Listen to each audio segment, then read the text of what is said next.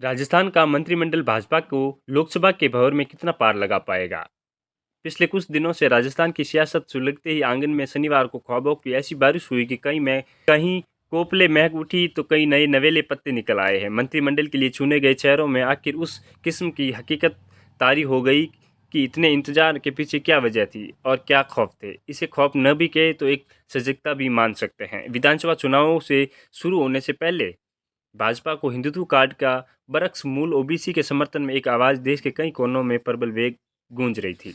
इसका बहुत अधिक तो नहीं लेकिन कुछ असर राजस्थान में भी दिखाई दिया। भाजपा की हाईकमान अपने हिंदुत्व कार्ड के मुकाबले मूल ओबीसी के पक्ष में उठी आवाज़ों को बहुत चौंकाना है और वहीं लोकसभा चुनावों को लेकर किसी भी प्रबल तरह की ढील नहीं देना चाहता।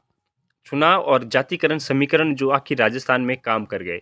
मंत्रिमंडल का चयन साफ बताता है कि भाजपा हाईकमान सिर से पांव तक सुलगती शाम के मंजर को भांप चुका है। इसकी सियासत की नई चुनौतियों के बीच एक जादू की बस्ती बसाने की कोशिश की है। लोकसभा चुनावों में जातिकरण समीकरण साधने की ये कवायद इतनी दिलचस्प है कि उस पर मंजर बयाबा फूलों भरा रास्ता बनाने की बाजीगिरी की है। राजस्थान के इतिहास में शायद पहली बार दो भील मीणा कैबिनेट मंत्री बनाए गए। मीणा वर्चस्व वाली राजधानी सियासत में अब तक पूर्व मीणाओं का प्रभुत्व बहुत रहा है, लेकिन इस बार भाजपा ने समाज का प्रतिनिधित्व करने वाले लोगों के सब समाजों के लिए लड़ाके नेता की भूमिका निभाने वाले डॉक्टर किरोड़ी लाल मीणा के अलावा किसी को कैबिनेट मंत्रियों को नहीं दिया। इससे साफ लगता है कि भाजपा की सियासत की उस ऋतु को भांपने की कोशिश की है जो राजस्थान के आदिवासी इलाकों में नए सियासी मंजर खड़ा कर चुकी है। राजनीतिक प्रशिक्षकों के अनुसार भाजपा के रणनीतिकारों में इस मामले में एक चूक हुई। उन्होंने बांसवाड़ा और डूंगरपुर के दो जिलों के मिलाकर बनने वाली बांसवाड़ा लोकसभा सीट के तहत आने वाली किसी भी विधायक को मंत्री नहीं बनाया। जिन दो भील मीणाओं को कैबिनेट मंत्री बनाया गया उनमें से एक उदयपुर के जाडौल से बाबूलाल खराड़ी हैं, दूसरे प्रतापगढ़ के हेमंत मीणा।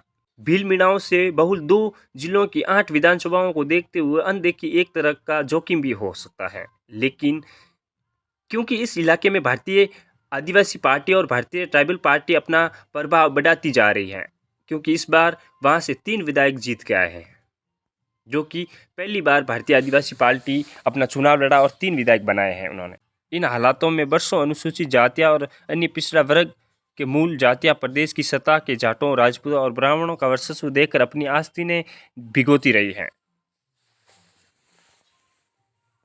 भाजपा अब तक हिंदुत्व और इस बार सनातन के सहारे सियासत के नए मंत्र लेकर उतरी तो कांग्रेस के रणनीतिकारों ने उसकी काट मूल ओबीसी के मुद्दों पर रूप देखी और घोषणा की कि उनकी सरकार बनी जातिगत जनगणना करवाकर प्रतिनिधित्व को सही करेंगे, सामाजिक न्याय की नई राह भी तलाशेंगे। भाजपा के रणनीतिकारों ने लोकसभा चुनाव को मद्देनजर महसूस हुआ है वो इससे पहले सियासत की राह गुजर इस तरह न थी, लिहाजा उसने इस बार मूल ओबीसी की जातियों के 4 कैबिनेट मंत्री बना डाले। इसके अलावा एक को स्वतंत्र प्रभार वाला मंत्री राज्य मंत्री पद बनाया गया।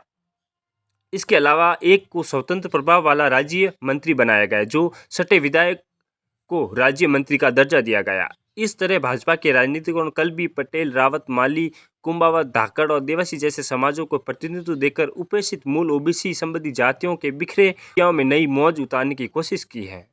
उन्हें लगता है कि इस बार इतने मंत्री पद देने की वजह से ये लोग हमें वोट देंगे, इनकी समाज हमारे समर्थन में आएगा। लेकिन इस बार ब्राह्मणों को संतुष्टि नहीं हुई है। उत्तर भारत के कुछ समय से ब्राह्मण समुदाय से जुड़ी जातियों में भाजपा के प्रति एक नाराजगी का सुर शुरू होता दिख रहा है। इस वर्ग के लोग मानकर चल रहे थे कि ब्राह्मणों की पार्टी होने के भ्रम के बावजूद अब भाजपा अनुसूचित जातियां, अनुसूचित जनजातियां और अन्य पिछड़ा वर्ग को अधिक अहमियत दे रहे हैं और इस उम्मीदें बिखर रही हैं। वे तर्क दे रहे हैं कि भाजपा के राष्ट्रपति पद अनुसूचित जनजाति और उपराष्ट्रपति पद ओबीसी और प्रधानमंत्री पद ओबीसी को दे रखा है, वह राज्यों में इन वर्गों को ही आगे बढ़ा रही है। इन हालात में भाजपा के प्रदेश में 33 साल बाद मुख्यमंत्री का पद ब्राह्मण समुदाय को सौंपा है। पार्टी के सामान्य कार्यकर्ता भजनलाल शर्मा जिस समय राजस्थान के मुख्यमंत्री चुने गए, जिस तरह एक पर्ची में उनका नाम खुला, वह पूर्व मुख्यमंत्री और पार्टी की ताकतवर नेता वसुंधरा को ही नहीं, आम आवाम को भी अवाक कर दिया गया। उन्हें सबको एक चौंकाना कर दिया गया। ब्राह्मण वर्ग को अब मुख्यमंत्री के साथ साथ स्वतंत्र प्रभाव वाला एक राज्य मंत्री पद भी मिल गया।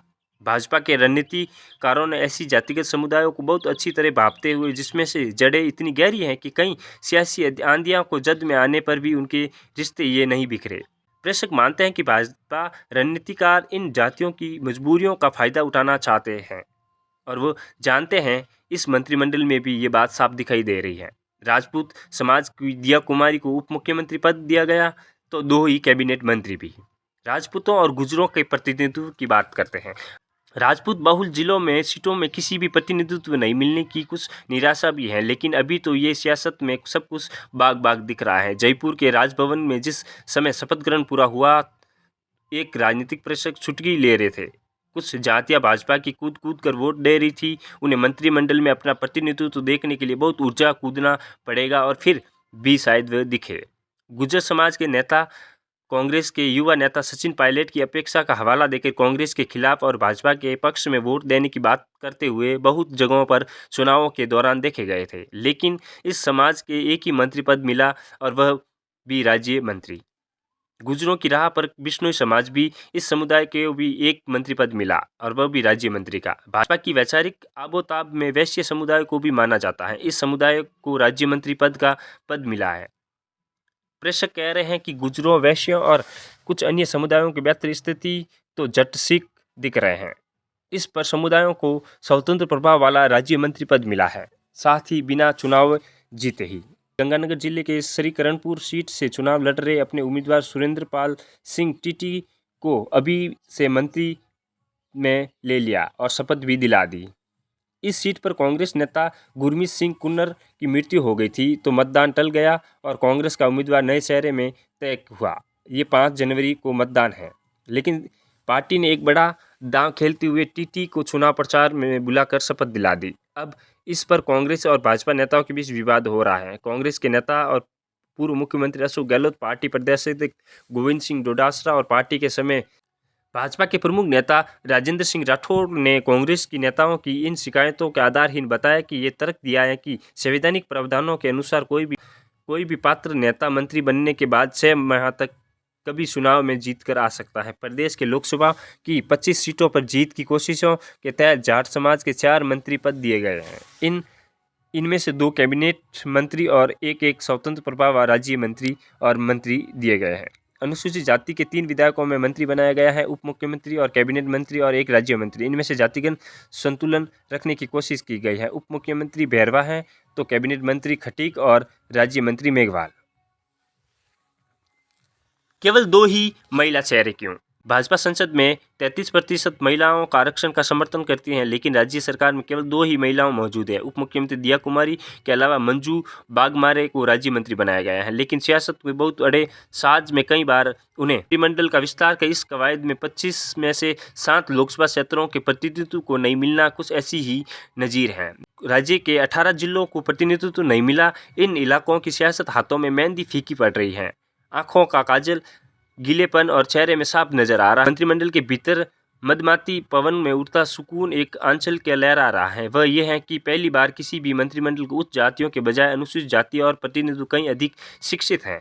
PhD शिक्षित मंजू बागमार सुखाड़िया विश्वविद्यालय से, उप मुख्यमंत्री प्रेमचंद भैरवा राजस्थान विश्वविद्यालय से प्रोफेसर रहे हैं। कांग्रेस की सरकारों में आमतौर पर कभी भी पहली बार चुनाव जीते विधायकों को मंत्रिमंडल में शामिल नहीं किया गया।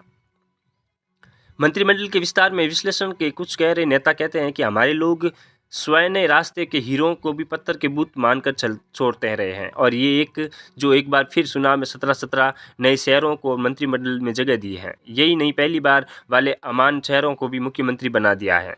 लोकसभा चुनाव इस बार राजस्थान में कई तरह के नई समीकरणों का आकार देता दिख रहा है। अब देखना यह है कि सत्तारूढ़ दल का मंत्रिमंडल आने वाली सुबहों तक रातों में कितनी अंधे तूफानों को गिनेगा, कितने नई रंगत वाली सियासत में साहिल पर डूबेंगे या डुबाएंगे, और कितने भंवर के पार उतार पाएंगे, ये देखना हमें 2024 के लोकसभा चुनाव में। आपको हमारा वीडियो अच्छा लगा हो तो लाइक शेयर जरूर करें और सब्सक्राइब करना ना भूलें।